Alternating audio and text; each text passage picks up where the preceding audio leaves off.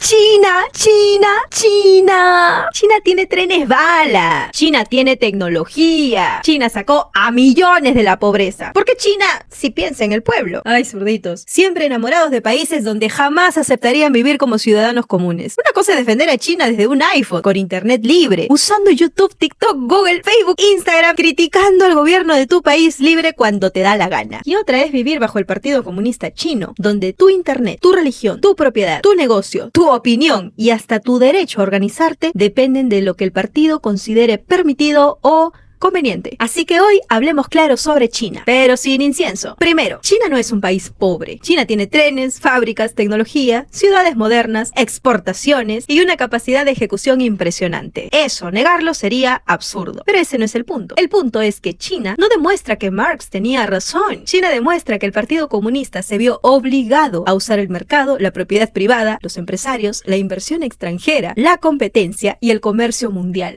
Pero eso sí, sin soltar el poder político. O sea, capitalismo para producir riqueza, comunismo para controlar al ciudadano. Esa es la jugada china, que demuestra que hasta los comunistas aceptaron el mercado para dejar de morirse de hambre. Porque China empezó a despegar cuando dejó atrás buena parte del colectivismo de Mao y abrió la economía a inversión, empresas, comercio e incentivos privados. ¿Y sabes qué es lo más gracioso? El propio gobierno chino reconoce la importancia de las empresas privadas. Las empresas privadas generan más del 60% del PBI y más del 80% del empleo urbano. Entonces, ¿de qué comunismo me hablas? Si el paraíso comunista necesita empresarios, inversión, exportaciones, competencia y millonarios para funcionar, entonces lo que están defendiendo no es la superioridad del comunismo, sino una mezcla peligrosísima. Mercado para producir, capitalismo para generar riqueza y partido comunista para controlar al pueblo. Ese es el verdadero modelo chino. Se venden como potencia, y lo son, pero nadie puede ser libre. Entiendan la diferencia, zurditos. Porque sí, en China hay millonarios, tecnología, fábricas gigantes, ciudades que parecen del futuro. Pero dígame algo, ¿de qué sirve todo eso si no eres libre de siquiera cuestionar al partido? ¿De qué sirve tener un departamento si el suelo sigue siendo del Estado? ¿De qué sirve tener internet si el partido decide de qué puedes enterarte y de qué no? ¿De qué te sirve ir a una iglesia si el Estado quiere supervisar hasta tu fe? ¿De qué te sirve tener seguridad en las calles si vives con miedo hasta de hablar demasiado? Eso es China, una jaula, moderna, pero jaula al fin. Por eso quiero hacerles una pregunta a todos esos amantes de China, a los China lovers. Si China es tan maravilloso, si China es el gran modelo del futuro, si China es el paraíso del proletariado, ¿por qué decenas de miles de ciudadanos chinos han cruzado rutas peligrosísimas por América Latina para llegar a Estados Unidos? En el año fiscal 2024, las autoridades estadounidenses registraron alrededor de 38,000 ciudadanos chinos cruzando irregularmente por la frontera con México. Y en 2023 ya se hablaba de más de 37,000 arrestos de ciudadanos chinos en la frontera sur de Estados Unidos. No estamos hablando de 4 gatos, estamos hablando de miles de personas saliendo de la supuesta potencia socialista para llegar al capitalismo que los comunistas dicen despreciar. Y ojo con algo, no crean que esa ruta es gratis. Para llegar desde China hasta la frontera de Estados Unidos no basta con decir me voy. Muchos primero tienen que juntar dinero, endeudarse, vender lo que tienen, pedir ayuda familiar o pagar rutas, pasajes, buses, hospedajes, guías y hasta coyotes. Por eso ese dato golpea tanto, porque esos 38,000 no representan necesariamente a todos los que quisieran irse, representan a los que pudieron reunir lo suficiente para poder salir. Igualito pasó con Venezuela. Primero se fueron los que tenían dinero, contactos, profesión o pasaporte listo. Después se fueron los que vendieron lo poco que tenían. Y al final salieron caminando los que ya no tenían nada más que perder. Y con China pasa algo parecido, pero con una diferencia brutal. China está al otro lado del mundo. No es cruzar una frontera vecina. Salir de allá y llegar hasta México o Estados Unidos exige dinero, ruta, información, pero sobre todo una decisión desesperada. Por eso me pregunto yo, ¿cuántos más se irían si pudieran? Ahora, no todos salen por la misma razón. Algunos buscan mejores ingresos, otros buscan libertad, otros huyen del control político, otros quieren un futuro distinto para sus hijos. Entonces, zurditos, respondan esto. Si el modelo chino es tan perfecto, ¿por qué tanta gente arriesga tanto, hasta sus vidas, para salir de él? Hay chinos que han cruzado la selva del Darién, han pasado por Centroamérica, han atravesado México, han pagado rutas, guías, deudas, peligros, hambre, miedo, todo para llegar a Estados Unidos. Y ustedes, muchos desde Lima, Perú, un país libre, vienen a decir, ¿China es el gran ejemplo?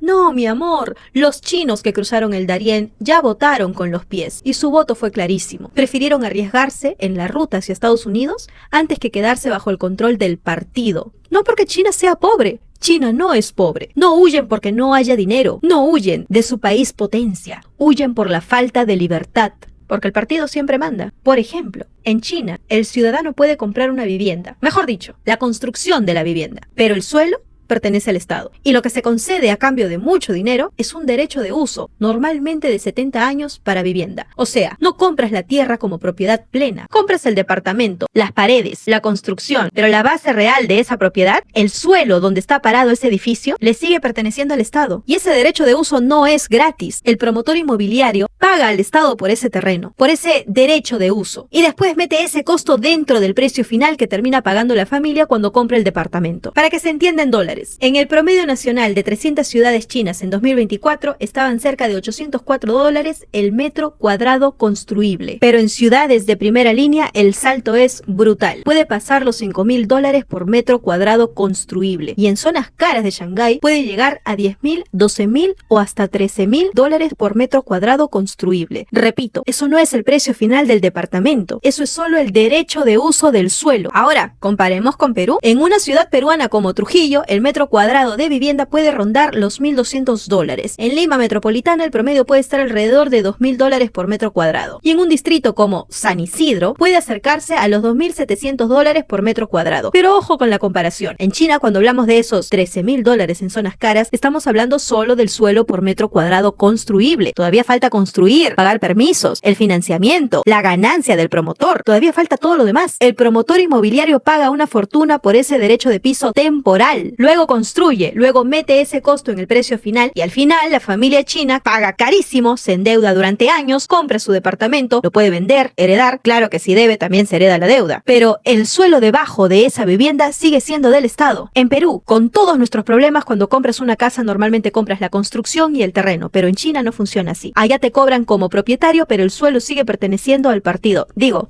al Estado. La propiedad entonces está condicionada por un Estado que nunca quiere soltar el control final del territorio. Y eso para una persona de derecha importa muchísimo. Porque la propiedad privada no es un capricho. La propiedad privada es independencia, es raíz, estabilidad familiar. Es decirle al Estado, esto es mío. No porque tú me lo prestaste, sino porque yo lo trabajé, lo compré y tengo derecho a defenderlo. Lo mismo pasa con la religión. ¿Está permitido el cristianismo en China? Formalmente sí. Pero una cosa es que el Estado diga, puedes creer si quieres. Y otra es que el Estado quiera supervisar cómo crees.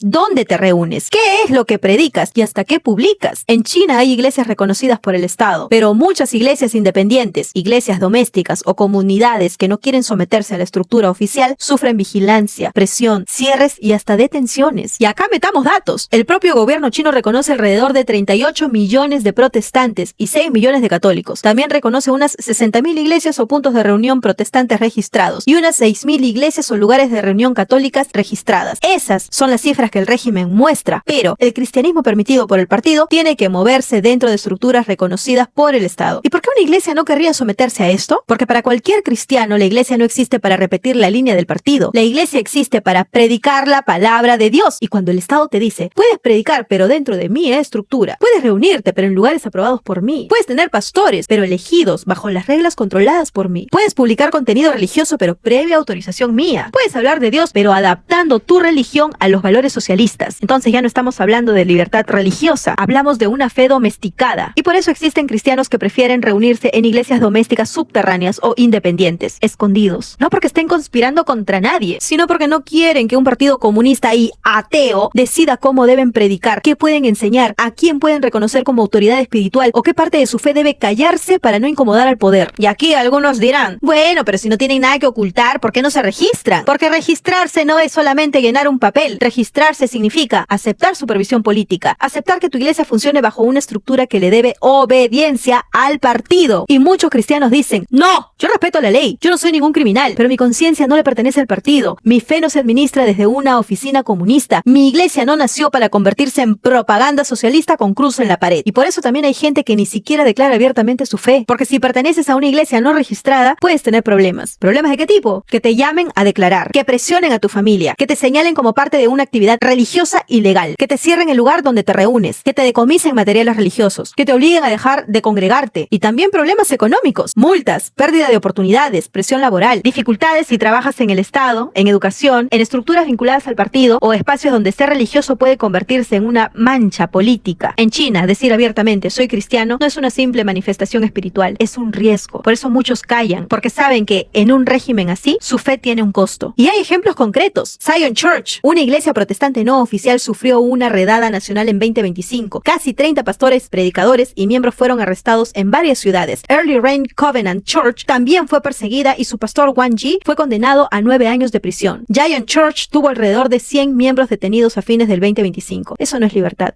eso es permiso. Y el permiso se te puede quitar. La libertad no. Y para una visión cristiana eso es gravísimo, porque nuestra conciencia no le pertenece a ningún partido. La libertad de nuestra fe no es un favor que te concede un burócrata, es algo que nace de la dignidad humana. Y esa dignidad viene de Dios, no de un comité comunista. Ahora hablemos de Internet. China tiene tecnología. Sí, tiene apps, tiene IA, tiene plataformas gigantes, pero nada de eso le da libertad a su gente. En China no puedes usar normalmente Google, YouTube, Facebook, X y muchísimas páginas internacionales sin saltarte restricciones. El famoso gran cortafuegos filtra, bloquea y controla información. Y las plataformas internas también censuran temas sensibles. China no tiene libertad ni siquiera en Internet. El partido no quiere que tú busques la verdad, quiere que te encuentres la versión permitida por ellos de la verdad. Y eso es grave, porque quien controla la información controla la memoria, y quien controla la memoria controla el futuro. Por eso censuran Tiananmen, una protesta enorme en 1989 en Pekín, donde estudiantes, trabajadores y ciudadanos reclamaban contra la corrupción, pedían más libertad de prensa, más transparencia y reformas políticas. El movimiento durante semanas fue principalmente una protesta política masiva, y el partido respondió enviando al ejército, tanques, soldados, muertos, y después de eso intentaron borrar el recuerdo. ¿Por qué? Porque Tiananmen destruye el relato sagrado del partido. Demuestra que cuando una multitud pidió reformas y libertad, el partido eligió salvar su poder antes que escuchar al propio pueblo que le dio el voto. Se estiman miles de pérdidas humanas. Claro que el partido no permitió jamás estudio alguno que dé la cifra más cercana. Por eso este tema no se puede tratar libremente en China continental, porque un régimen de partido único no solo teme a una protesta, teme a la memoria de una protesta. Eso mismo pasa con los documentales sobre manifestaciones. ¿Por qué les molesta tanto un documental? Porque un documental guarda pruebas, conserva memoria, une testimonios, muestra que el problema no era un caso aislado. Le dice al ciudadano, no estás solo. Y eso para una dictadura es peligrosísimo, porque no les molesta solo que pienses distinto. Les aterra que descubras que millones pueden estar pensando igual que tú. Por eso controlan tanto, no porque sean eficientes, sino porque tienen miedo. Miedo a la prensa libre, miedo a las iglesias independientes, miedo a universidades realmente libres, miedo a documentales, periodistas, ciudadanos organizados, miedo a cualquier lealtad que no pase primero por el partido. Por ejemplo, la lealtad de los cristianos a Dios. Entonces, ¿se puede criticar al gobierno de China en China? No. Si investigas temas prohibidos, si hablas demasiado fuerte sobre Tiananmen, Xinjiang, Hong Kong o derechos humanos, ahí entras en zona peligrosa. Te pueden borrar la publicación, cerrar la cuenta, citarte a la policía, vigilar a tu familia, presionar a tu trabajo, acusarte de provocar disturbios, acusarte de subversión y terminar preso. China ha sido señalada como uno de los países con más periodistas encarcelados del mundo. Entonces no me hablen de orden como si el silencio fuera paz. Ese silencio no significa que la gente esté feliz. Significa que aprendieron que hablar cuesta caro. Y esa es la diferencia entre un ciudadano y un súbdito. El ciudadano habla, reclama, se equivoca, critica, vota, denuncia. El súbdito calcula, se calla, se adapta, obedece. Y cuando no puede más, huye. Eso está pasando. Y en Hong Kong vimos el mismo patrón. Hong Kong tenía más libertades bajo el principio de un país, dos sistemas. Pero después de las protestas del 2019, Pekín impuso leyes de seguridad nacional tan amplias que muchos opositores, activistas, periodistas y medios críticos terminaron perseguidos, condenados o cerrados. ¿Y cuál fue siempre la excusa? Orden, seguridad, estabilidad, lucha contra fuerzas extranjeras,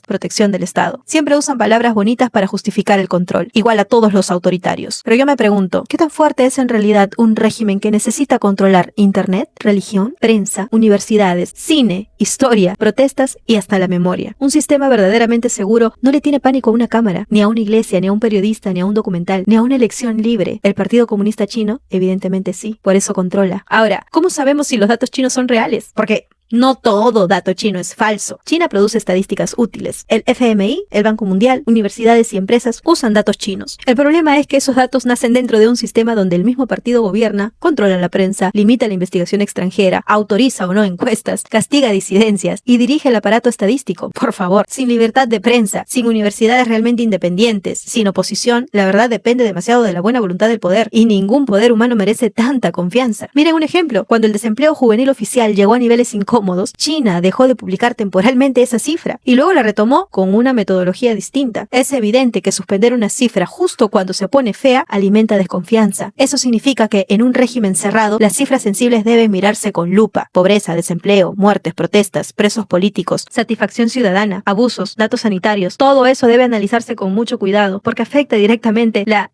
imagen del partido. Entonces, China puede tener trenes, puede tener fábricas, tecnología, pero nada de eso responde a la pregunta más importante. ¿Son libres? ¿Pueden decir lo que piensan? ¿Pueden adorar a Dios sin supervisión comunista? ¿Pueden educar a sus hijos fuera del relato del partido? ¿Pueden usar internet sin censura? ¿Pueden sacar al gobierno del poder con votos? ¿Pueden investigar al líder máximo sin miedo? Porque si la respuesta es no, y lo es, entonces no son ciudadanos plenos, sino una pieza útil mientras obedezcan. Y eso es eficiencia sin libertad. Y acá entra algo que los conservadores sí entendemos. La libertad no es un capricho occidental. Libertad no es libertinaje, no es hacer lo que te da la gana. La libertad es la capacidad moral de elegir el bien, responder por tus actos y vivir según tu conciencia, y no arrodillar tu alma ante un Estado que se cree Dios. Dios nos dio la libertad, y si Dios nos la dio, ningún partido tiene derecho a quitárnosla. El Estado puede perseguir delincuentes, defender fronteras, imponer orden, sancionar abusos, pero no puede convertirse en dueño de tu conciencia. No puede decidir qué verdad puedes conocer. No puede decirte qué parte de la fe está permitida. No puede decidir que tu silencio vale más que tu dignidad. No puede tratarte como niño eterno al que hay que vigilar porque el partido sabe más. Eso es lo que los zurditos no entienden. Ellos miran China y ven trenes. Yo miro China y pregunto, ¿dónde está la libertad de su gente? Ellos ven disciplina. Yo veo miedo organizado. Ellos ven orden. Yo veo silencio administrado. Y por eso no me vendan China como paraíso. China es una potencia. Sí,